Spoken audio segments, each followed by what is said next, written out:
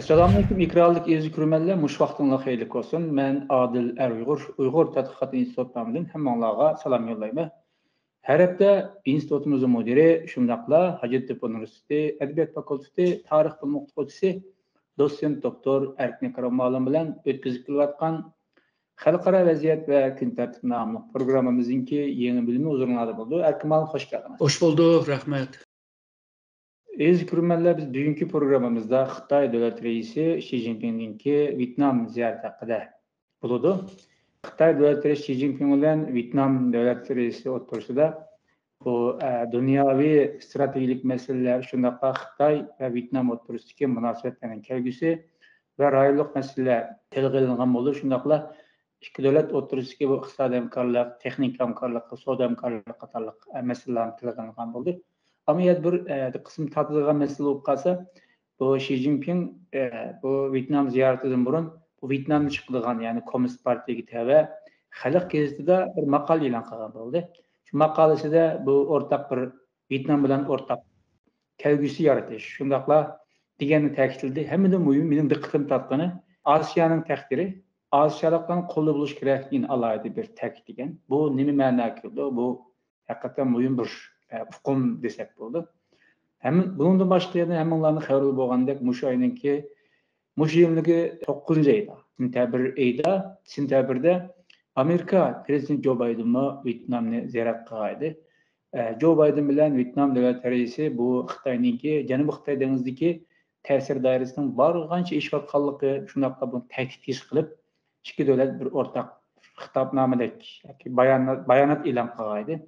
Biz bugünkü programımızda bu Xi Jinping'inki Vietnam ziyaretinin nemi ma'na kelganligini, hemmede mühimi Xi Jinping'in bu Xitay kimligi, yani Asya qit'asi Asiyalıklarınki kolda buluş kerakligidan nimani maqsad qilganligini, shundaqla Vietnam bilan Xitay munosabatning yiqilishidan balkim Amerikaningki rayondagi nufuziga yoki ta'sir doirasiga qandaqroq bir ta'sirlarni ilib kelganligini, boshqa davlatlarning bundan qanday qaraydiganligi degandek masalalarni analiz qilishimiz aldı bilan ma'lum bir qisqacha Xitay Vietnam munosabatini so'zlab bergandan keyin Xi Jinping'ninki nima uchun Vietnam ziyorat qilganligini analiz qilib bergan bo'lsangiz. Aslında Vietnam bilan Xitoyninki munosabati xili kona, yani bu Han sülalesinden itibaren münasebetleri batı. Bazı vaqtlarda Vietnam şu Xitoyda kurulgan hakimiyetlerninki beqingan devletler salayeti bile devam kıladı ama Xitoyninki Ming sülalesi vaqtida, yani 16.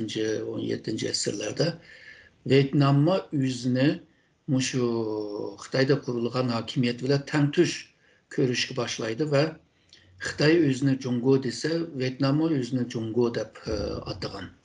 Jungo desile Xitoy degan ma'no kelmaydi hamda. Tarixda Manchurlarninki Xitoy nima Jungosi, bu Moğollarninki Kubilayning kurgan Yuan sülalesinin Jungosi, Liaolarning Jungosi ve Jurjanlarning Jungosi deydigan bir hukm var. Japonlar ve bugünkü Kore mi, tarixdagi Kore mi yüzünü Jungo degan. Şununla Vietnam bir yerde Jungo deyişi mavi Xitoy bilan tengtush olma. Manchur vaqtlarda bu Vietnam yeni Xitoyga beqingan bir devletti ama 1884'lerden itibaren Vietnam şu Fransa'nınki qo'lda kaldı. 1945'te şu İkinci Dünya Urushi tugagandan keyin Vietnam'da bir Vietnam Demokratiya Cumhuriyeti degan bir cumhuriyetni kurdu ama şu kurulgan yıldan 9. aydılar şu Fransa nimini besvagan hamda Vietnam'ni. Ve Vietnam'da şu keyin başkuramay kaldı bu Fransa. Keyin Amerika kirgan bo'ldi. Amerika mı bir yerden çıkışga mecbur kaldı. 73'te bu Vietnamlıklarla bulup şimaldaki komünist Vietnamlıklarla kelishim tuzdi. 75'te 5. ay, 4. ayın ahırı 5. aylarda onunki Amerika bu Vietnam'dan çıkıp ketkenki Vietnam Sosyalist Cumhuriyeti degan bir devlet kuruldu hem de. Şu şimaldaki komünist partiler kurdu. Şu Vietnam Sosyalist Cumhuriyeti kuruluğunca şu Xitay çıkarak yardım kıldı. Ama kurulup bolgandan keyin iki devletning münasebeti pek yaxshi bo'lmadi. Bu münasebet 1950'de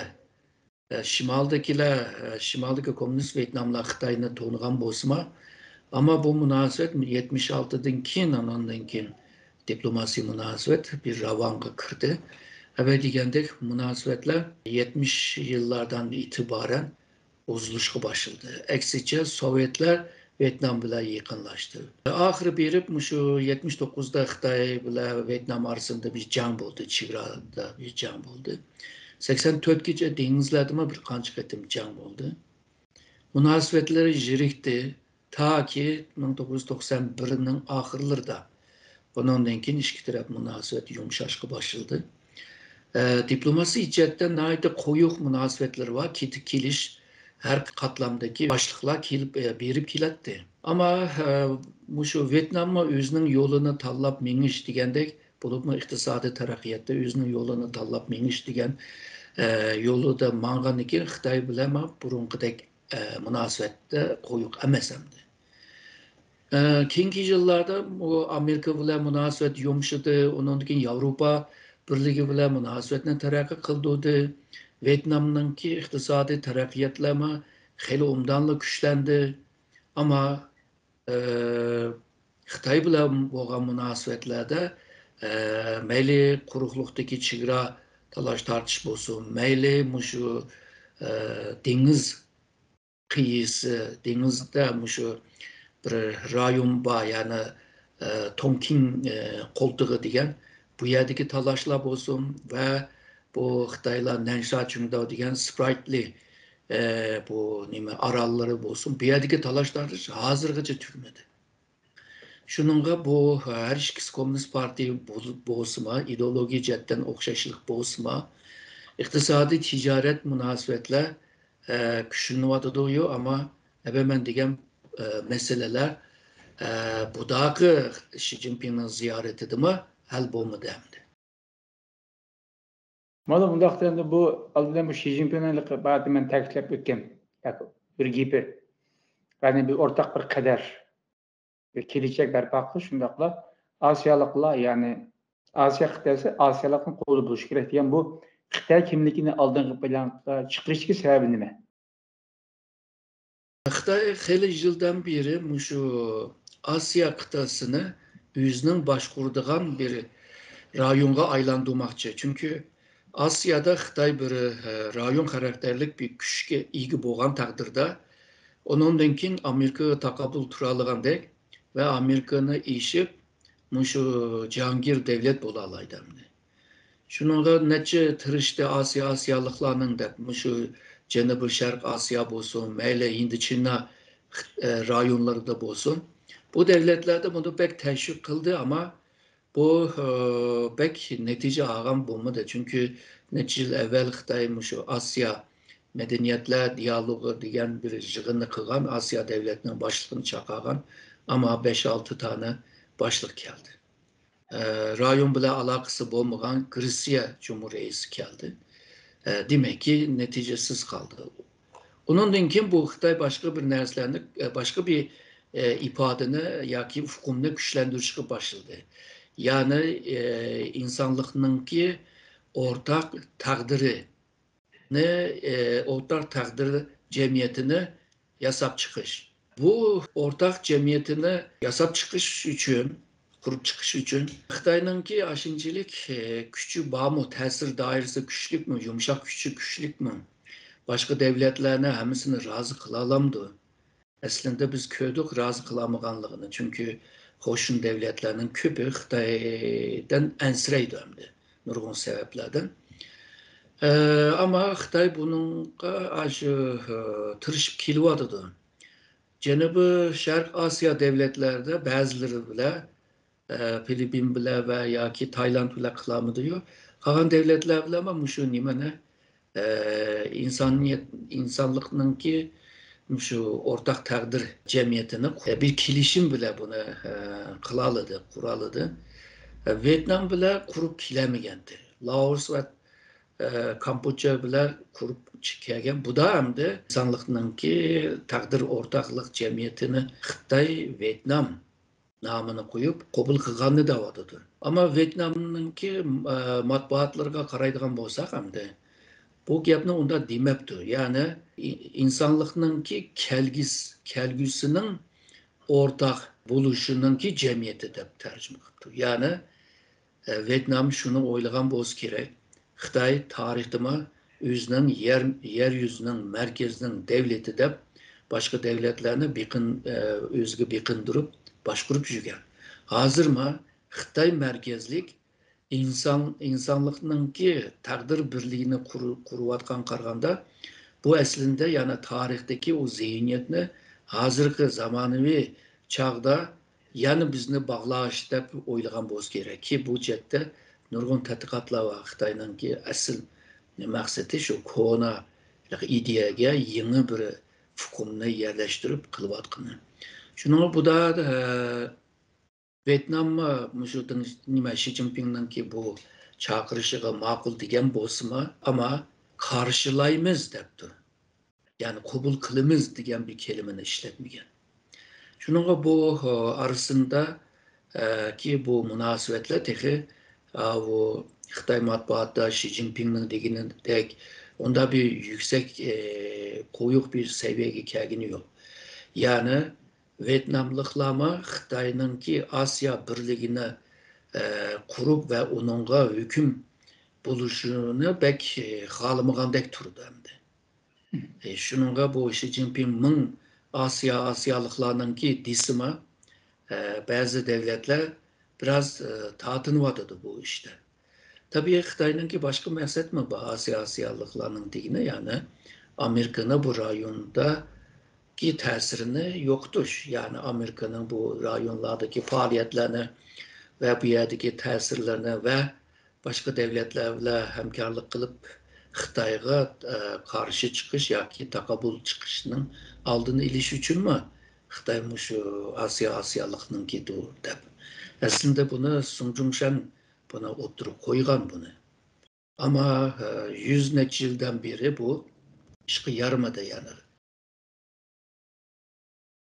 Malum bu Xi Jinping'in kendi ziyaretleri, rayonluk meseleler, ondan başka dünya ve stratejik meseleler ve işgal oturuşki münasebetinin kelgüsünün yönünüşü, ticaret ve soda hemkarlığı, teknik icatını qollaş, məbləğ siliş qatarlıq bu meseleler tılğanılğan oldu. Yani Xitay tarafından elbette Xi Jinping'in bu qıtımqı ziyareti bunda oylığında boldu mu? Bu qıtımqı ziyaretke bu Xi Jinping alayda ehmiyet vergende qoldu. Çünkü onun etrafındaki hemralığındaki bu ministerler onun çoğun Xitay'nın çoğun katıvaşları bağım deyin işçide.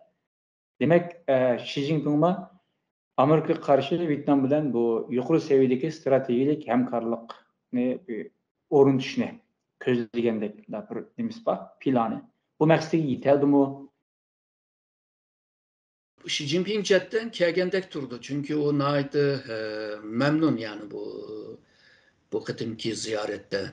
Özünün gibi bile naydı yüksek. Yani en yüksek seviyede mini karşıladı deydi. Ve şundakla bu iki taraf mı bir nimene bir kilişimlikama imza kıldı. Yani Xitay ve Vietnam iki devlet şu mevcut boğan keng kölemde strateji hemkarlık şiirik münasebetini çonkurlaş degan yerde ortak göz kararışlı kelgenligini ve şundakla stratejilik ehemmiyeti boğan Xitay Vietnam kadar birliğininki o cemiyetini kurduğanlığını ilan kıldı. Yani mahacetten degende Xi Jinping memnun yani. İki tarafınınki şu ticari cette burundan tatipli koyuk münasebeti bu aslında. Ama bu da şu tömür yol yasaş meselesi var. Japonya bu Vietnam'ın tömür yolunu uzun yıldan beri yasavadı da hazırlıcı da bir 100 metrecilik kıldı değil mi? Bu da Xitay bu tömür yolunu şu Vietnam'daki tömür yolunu yasamakçı. Vietnam'daki tömür yol pek keyinde yani şu Fransa başkuruvatkan vaktidiler müstemleke rayon vaqtida yasagan narsalardi. Bu Xitoy Laos arasındaki tömür yol yasalgandan keyin hamda Vietnam'a bunun qarab turamı demdi. Ama tömür yol yasalsa Xitoyningki bu rayonda, Hindi-China rayonlarda yani bu Kamboçya, Laos ve Vietnam bu rayonlarda en az da iqtisadi ta'siri güçlündü. Onunla egişip, onun için Xitoyningki inovativ bir adımı tiklindi. Maciyetten digen çağda Xitoy yani biraz memnun ama ben degandek hem çigrar denizdeki kuruklukdaki çigrar meselesi hazırca devam kılıvadıdı. Ebeki degandek Xitoy bu insaniyetninki takdir birligi dep anda degen bosma Vietnamlıkla başkaça tercüm kılıvadı demek. Hem de biz karşılayımız degen gapni, biz kabul kılımız degen gapni işletmegen qarganda, yani Vietnamlıklar Xitoydan yani azrak tatınıp çekinivadıdı. Bu cihetten degende bu Xi Jinping tehi nimene o kütken seviyede bulmadı dep oylaymamdı. Hem de bu Xi Jinping bu da ayarlanıma, Peng Liyuan'ıma birlikte epkepti. Peng Liyuan'ı bilimiz mu şu 79'da Vietnam Xitoy uruşuda Peng Liyuan vaqtida bir sanatçıydı. O mu şu Xitoy askerlerine umut vermek ve ularını medetmek için Xitoy askerlerine nakşi itip verip bağan temdi. Vietnamlıklar bunu mu unuttu mu bilmem belki unutmadı dep oylaymamdı. Çünkü Vietnamlıklar için o can nayda haksızlık bir can temdi. Bunda bir ahvalda Vietnam'nınki yaşlama Xitoyga bolgan menfi bir köz qaraşma var. Bu Tayvan'da mı şunda? Bu yaşlanımı Xitoyga bolgan söygüsünü güçlendiriş için yaşlanımı jığıp ek yaptı. Ama o yaşlanın köpü hem de Xitoyperest ve Xitoyca bildiğin Vietnamlıklar. Onun da mı Xi Jinping memnun qalgandek turdu ama qalgan Vietnamlıklar ondaq emas. Misalға, bəzən şu Vietnamda meyli bu paytaxt bolğan bu Hanoi'da bolsun ve başka şehirde olsun, namayiş kılıp atkan Vietnam yaşlarını cık görmez. Hem oğullar, kızlar şu nime luzunkını çıkarıp şiviskilerini isip Xitoy bu yerden çıkıyorsun, Xitoy niri tutsun, Xitoy yo'qolsun deb aşındaq şuvarlarını vaqirab Xitoyga qarshi chiqyapti. Shuningga Xitoy reisi Xi Jinping yoshlarni kutib oldim, ular bilan suhbat qildim degan bilan yoshlarning ko'pi, ya'ni Xi Jinpingninki o'ylagandek emas deb o'ylaymanman. Bu Vietnam bilan Xitoyninki siyasi tüzümü biraz o'xshamaydi. Xi Jinping bütün hukukni, siyasi parti, harbiy hukukni hamini qo'lga tushirgan. Hamda bu xalq qurultayninki hukukini qo'lga tushirganda vasitalik bilan. Ama Vietnamda hozirgi men degan hukuklar 4 adamda. Bundan başka Vietnam'ın şu 4 taraf oturup devletninki işlerini müzakere kıldı. Yani budaki Vietnam Cumhuriyeti bile görüşülüp ve onun bile yaxşı ötüveliş bütün Vietnam halkının, Vietnam'ın qalğan adamlarının ko'nglini aldı, deyilib olmaydı hem de. Bu sebepten bence Amerika'ya takabül turalıdık. Vietnam'da Amerika'ya kaçırıp koymadık. Vietnamlıklarma bizimki Asiyalıkның ve takdir birliği degen bu göz qarashini qabul qildi. Biz Vietnamga mablag' saldigan bo'ldik. Vietnamma Xitoy bu karxonchilarni, tashabbuschilarni qabul qildigan bo'ldi. Nayda cho'ng ishlarni qilib o'tdik deb qaytdi. Ama 2008'de iki taraf stratejik münasebetini kurgan ama 15 yıldan beri kütken seviyeye kelmegenge qaraganda bunundan kim mi yani kütken seviyeye kelish biraz qiyin deb ko'raman. Siz degendek bu Xitoyning insoniyatning taqdirini Xitoy merkezi qurib chiqish, Asiya qit'asininki mundaq taqdirini Asiyaliklar boshqarish deganlarning hammasi amaliyotda Xitoyning o'zi ta'kidlab qo'yayotgan, ama Asiyalik devletlerin bek bir guman bilen qaraydigan bir hukumni ibaret ekanligini dep ötken boldunuz. Malum bu Janubi Asiyalik devletlerinin de umum ahvalı qaraydigan bolsak, Filipin deymiz, Indoneziya yoki Malayziya yoki şu Vietnam o'xshash devletler. Bu çoğun devletler o'rtasida bir ikki tarafdan quruq qolmaydigan, her ikki taraf bilan, ya'ni Amerika Xitoy bilan munosabatni amalba yiriklashtirmay, tang pung holat tutib turadigan, bir tarafga butunlay eg'ib ketmaydigan, yoki bir tarafdan butunlay yiroqlashib ketmaydigan bunda bir tamponliq, muvozanatlik bir pozitsiya va siyosatni yapmagandek bir ahvol bor. Chunki siz degandek bu Xitoy bilan Vietnam o'rtasida navbatdagi savdoninki hajmi navbat yuqori, 175 milyar dollar deydi. Bundan boshqa nurg'un boshqa texnik jihatdagi bunda o'zaro mablag' selishimi xili yuqori ekan miqdori. Hem Vietnam hem bu noktada alayda ahamiyat verirken şu nokta Xitoyninki tehdidiga nisbatan musofiy bilan muomala qildi ekan. O'xshashcha Xitoyni tamponlashtirish uchun Amerikadan iborat cho'ng bir davlatninki kuchiga, hamkorlikqa ehtiyoji bor ekan. Bu Janubiy Osiyo davlatlaridagi o'rtaq bir pozitsiyami yoki bu nuqul Vietnamga xos bir pozitsiyami? Bu şu Janubi Asya rayonundaki devletlerinki ortak bir pozisyadek turdu. Hazır Filipin bilan Xitoyninki arası jirikleşti. Japonya, Janubi Koreya jirikleşti desekmi, qolganlarimi Singapurdek devletler shunda Xitoy bilan shu iqtisodiy tijoratda Xitoy bilan yaqin munosabat qurish, ammo xavfsizlik jihatda shu Amerika bilan, Japonya bilan munosabatni yaqin qurish. Misalga Vietnammi Amerika bilan ve Japonya bilan munosabati yaqin. Misalga hamda Amerika bu Vietnamlarninki düşman hamda. Aşna Vietnamlıklar aşna qaratdi. 75'te bu Amerika bir yerden çıkıp ketgandan keyin ikki tarafning munosabatlar pek yaqinlashmadi. Keyingi yillarda asta yumshashga başladı. Vietnamlıklar bu düşmanı bilan nima uchun munosabatni yumshatdi? Ya da bu munosabatni yumshash uchun qabul qildi Vietnamlıklar. Shu Xitoyninki hozirgi shu kuchlanib olgan Xitoy hozirgi ilib borgan diplomasiyasi. Yani bu burunma dep öttük mü şu böre, uruşkaq böre diplomasisini ilip bağışqa bu ensireshke başlagan gap.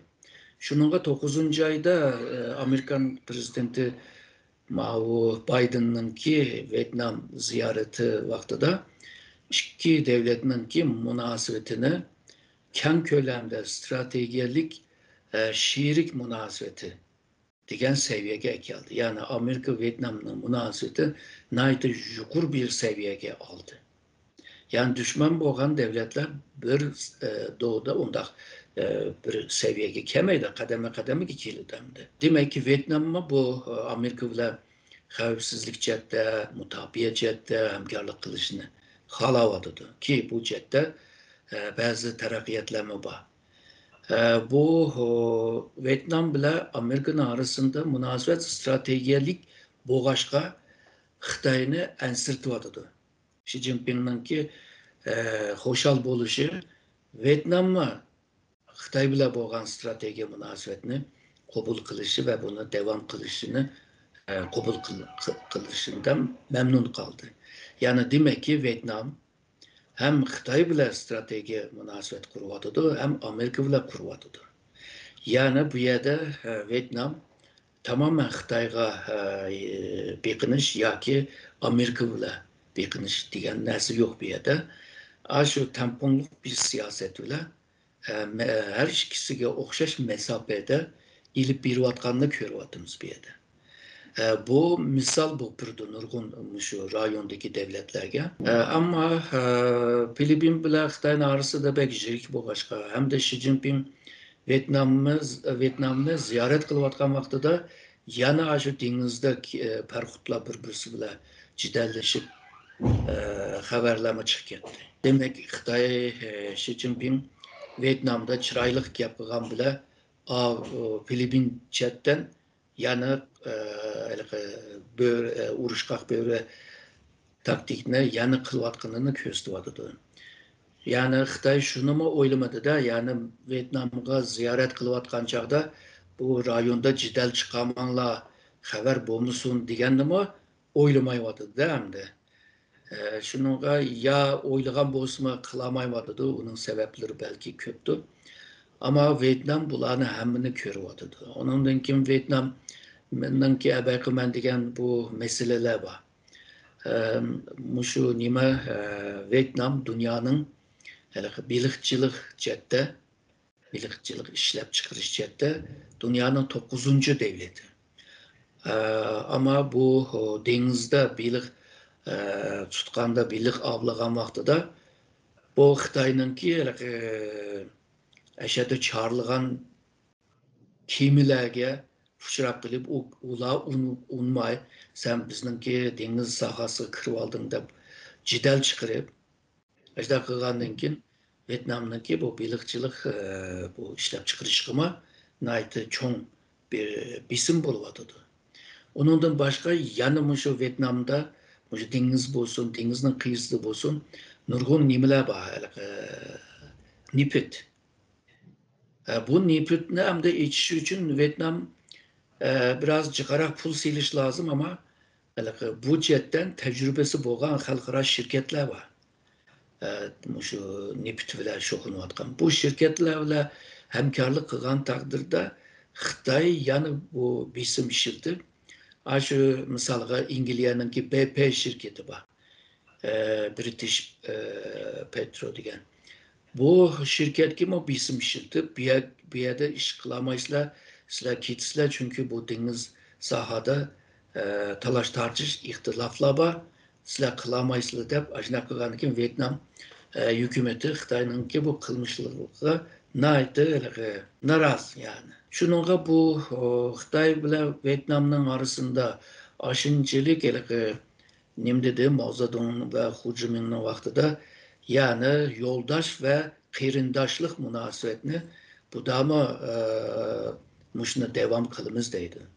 Ama Vietnam'ınki terakkiyetiye karşı bunçilik meselelerini çıkarıp onun denkin deniz ve kurukluktaki çigra meselesinde hazırgıca bir taraf kılmayı hal kılıp. Kımıgandan kim Vietnamlıklar bunun kim belki Amerika, Avrupa Birliği degende aşındak yerlerge yiyilip mangdamdı mesulatını setiş için. Ki aşını kılvadıdı. Ondan başka yakınki zamanda şu Xitayga meblağ sağucular azıyvadıdı. Sağanma yani meblağ sağanlarının bir kısmı bu Xitay bazırdan çıkvadıdı. Nege bardı? Şu Vietnam'a bardı şu. Vietnam'ınki nüfusu heli bağımdı. Bir Türkiye'den, İran'dan, Germanya'dan köp yani 99 milyon yani 100 milyona yakın bir nüfusu var. Yani bazırımken işlep çıkarış cette işçi gücü heli bağ. Hem de bir mezgil bir seviye gibi kip oldu.